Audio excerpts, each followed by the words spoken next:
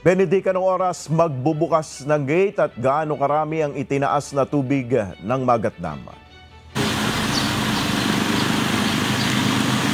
Good morning Kuya, good morning Nel. Ayon nga sa inilabas na abiso ng Magat Dam Management ay mamayang alas 7 na ng umaga bahagyang magbubukas itong additional na gate dito nga Magat Dam.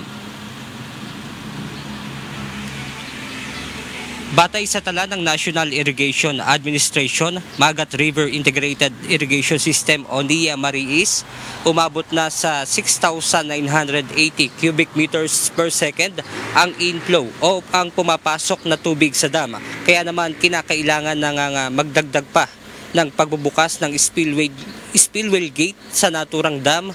At as of 8 PM naman kagabi ay nasa 182 meters pa ang elevation ng tubig sa Magat Dam.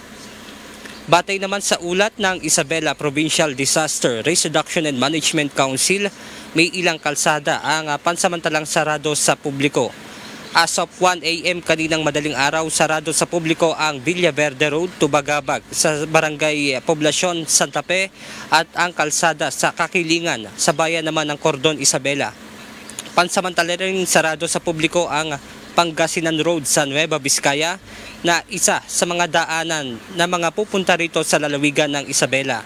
Samantala dahil pa rin sa malakas na hangin at ulan na dala ng bagyong Uwan ay nakaranas ng power outage sa ilang bahagi o ilang lugar sa Isabela.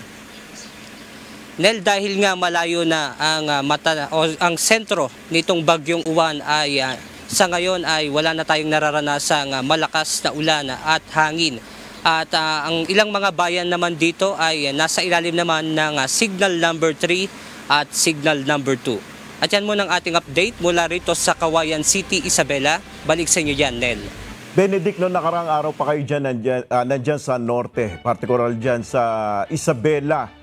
Naranasan ninyo yung unang lakas talaga ng Super Typhoon Uwan. Paano mo ilalarawan yung inyong naranasan dyan?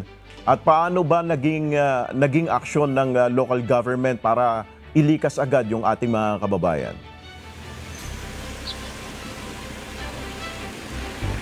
Onel, kahapon kasama tayo sa mga barangay official ng isang bayan dito nga sa bayan ng Ilagan.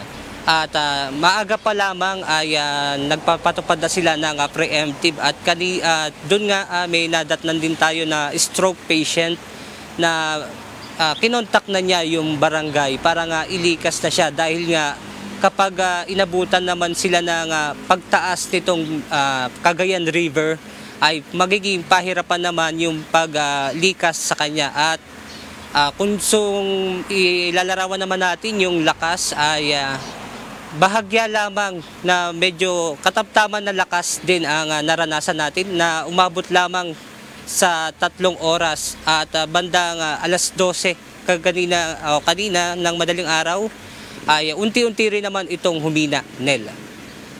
Maraming salamat sa iyo, Benedict Samson mula sa Isabela.